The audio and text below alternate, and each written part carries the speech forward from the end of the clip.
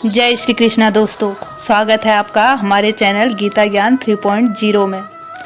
18 दिन चले महाभारत के युद्ध में रक्तपात के सिवाय कुछ हासिल नहीं हुआ। इस युद्ध में कौरवों के समस्त कुल का नाश हुआ। साथ ही पांचों पांडवों को छोड़कर पांडव कुल के अधिकांश लोग मारे गए। लेकिन इसके कारण एक और वंश का खात्मा हो गया था दोस्तों। वो था श्री कृष्ण जी का यदुवंश। महाभारत युद्ध की समाप्ति के बाद जब युधिष्ठिर का राज तिलक हो रहा था, तब कौरवों की माता गांधारी ने महाभारत युद्ध के लिए श्री कृष्ण को दोषी ठहराते हुए श्राप दिया कि जिस प्रकार कौरवों के वंश का नाश हुआ है, ठीक उसी प्रकार यदु वंश का भी नाश हो जाएगा।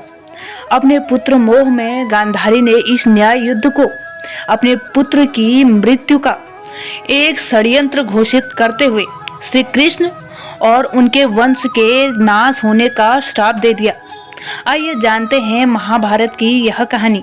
महाभारत युद्ध के बाद महर्षि व्यास के शिष्य संजय ने जब गांधारी को इस बात की जानकारी दी कि अपने साथियों और द्रौपदी के साथ पांडव हस्तिनापुर में आ चुके हैं, तो उनका दुखी मन गम के सागर में गोते लगाने लगा।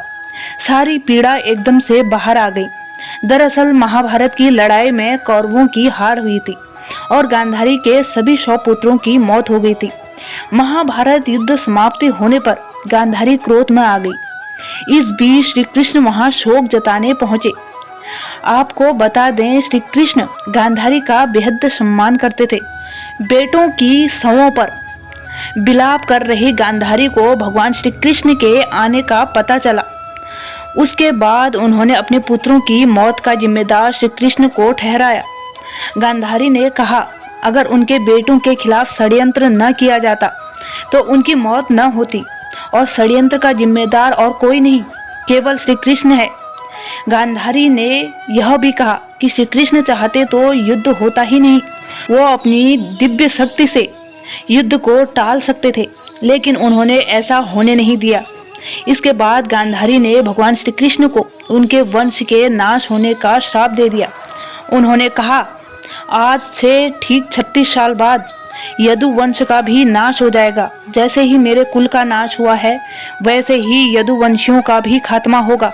श्री कृष्ण बोले, माते, मैं आपके इस श्राप को स्वीकार करता हूँ।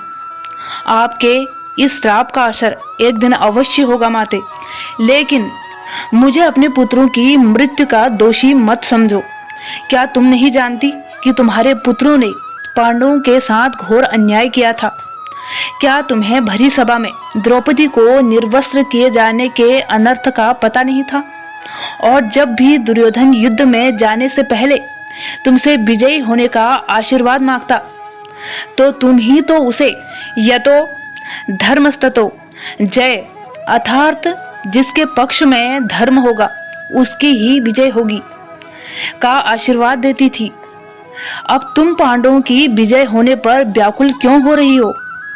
हे माता, कर्म का फल तो पहले से ही निश्चित है। सृष्टि में ऐसा कोई नहीं है जो कर्म के फल का भोग न करे। देवता, गंधर्व, किन्नर, नाग जैसी देव योनियों वाली आत्माओं को भी कर्म का फल भोगना ही पड़ता है। आपके पुत्र अन्याय और अधर्म के मार्ग पर चल रहे थे, अतः उनके लिए तो यह परिणाम पूर्व निश्चित था माते। गांधारी चुप रही। श्री कृष्ण फिर बोले, अंत में विजय धर्म और न्याय की ही होती है। इस विजय ने सिद्ध कर दिया है कि किसी के साथ अन्याय अथवा धर्म के विरुद्ध आचरण का परिणाम संपूर्ण विनाश के रूप में सामने आता है। फिर इसके बाद श्री कृष्ण वहां से द्वारका चले गए और महाभारत के 36 साल बाद गांधारी का वही श्राप यदुवंश का विनाश का कारण बना। दोस्तों, मुझे उम्मीद है ये वीडियो आपको पसंद आया होगा। अगर हाँ, तो प्लीज़ वीडियो को लाइक करें। अगर चैनल पे नए हैं तो प्लीज़ चैनल को भी सब्सक्राइब कर दें दोस्तों, और बेल आइकन को भी प्रेस कर दें ताकि मेरी आने वाली हर नई वीडियो का नोटिफिकेशन सबसे पहले आप तक पहुंचे। तब तक के लिए जय श्री कृष्णा दोस्तों।